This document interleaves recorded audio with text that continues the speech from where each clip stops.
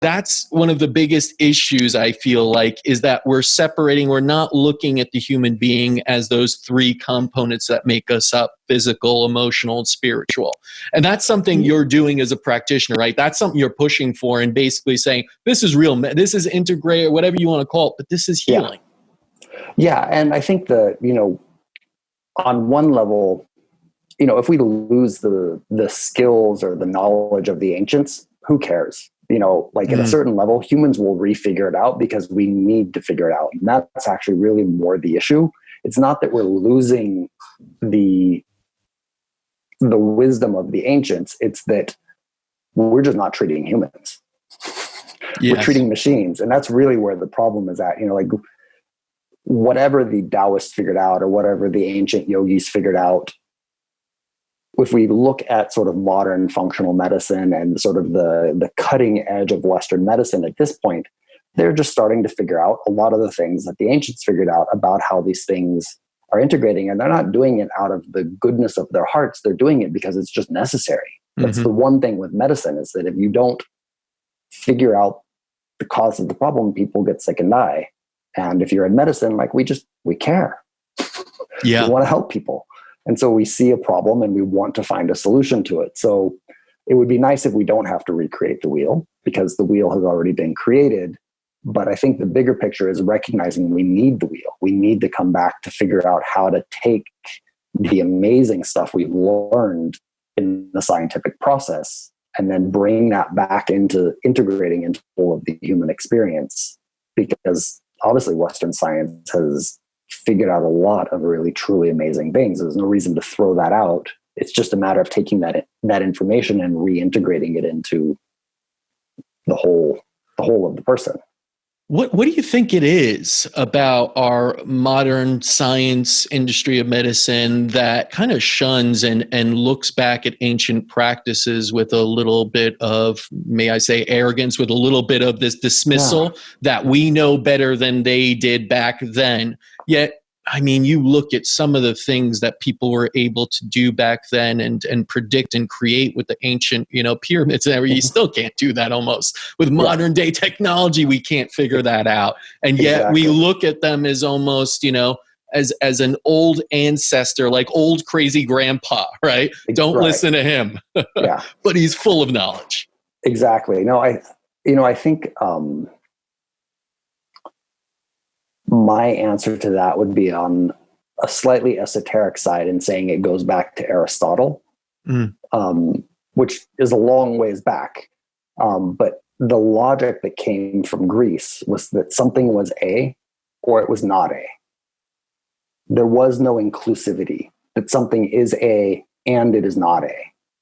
And in the East, in the traditions of the ancients, even though Aristotle, of course, is quite ancient, it's context. It's only A once you have B to compare it to. And once you can compare B to C, maybe B becomes the A to C. It's like the glass of water is cool in comparison to the room, but the refrigerator is cool compared to the water, and the ice is cool compared to the refrigerator. It's only in context that you can judge something as being one thing or another. And in the West, we have this. We see this right now, of course, very painfully in America, but this sort of splitting of duality is you're either on this side of the fence or you're on that side of the fence. And it's either the ancients had no knowledge or they had all the knowledge. We can't really just say to ourselves, they actually had a lot of stuff figured out, and we also have a lot of stuff figured out. Why can't we have that duality where there is truth in both modern science and there is truth in the ancients? And I think there's this sort of either or mentality that is just really part of our culture. It's A or not A.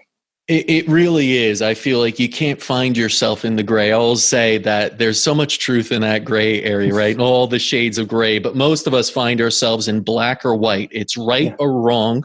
And it's this way or it's that way, or science says this and not that. Whereas we know science changes every day. Changes all the time. And yet somehow in the scientific method, which is, both my parents are PhDs and research scientists. So I grew up in that world of science and do the research, look at the data, see the data over time, enough data points, it doesn't lie. It gives you solid information. But there's always exceptions. And there's always confusion in reality. And if you look in the universe, we know that's the case. And there's just nothing in the universe that is absolute. Right. But yet we're always looking for the absolute truth. And I think we used to kind of set ourselves up for failure in that, was we start to look for that.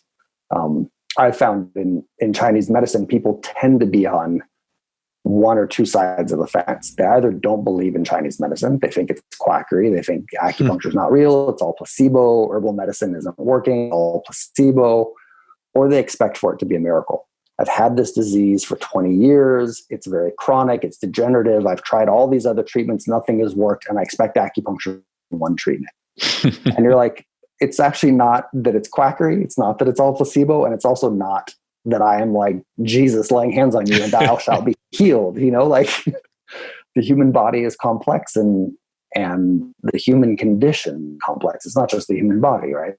And the spirit, and looking for those absolutes, we kind of set ourselves up for failure rather than like looking at the process or the journey. Right. And in the journey, you also realize that each of us are so individualized and so unique that we'll never say, well, their outcome was this, I want the same treatment, receive the same outcome. And I think that's a big problem, because most of medicine does say that you take this pill, we've clinically shown that it will help you, and end of story. Whereas people take the pill and they say it didn't work, and the doctor say, well, you must be crazy because we knew it would work, or else we'll just give you another stronger pill that showed that worked on the population of people like you.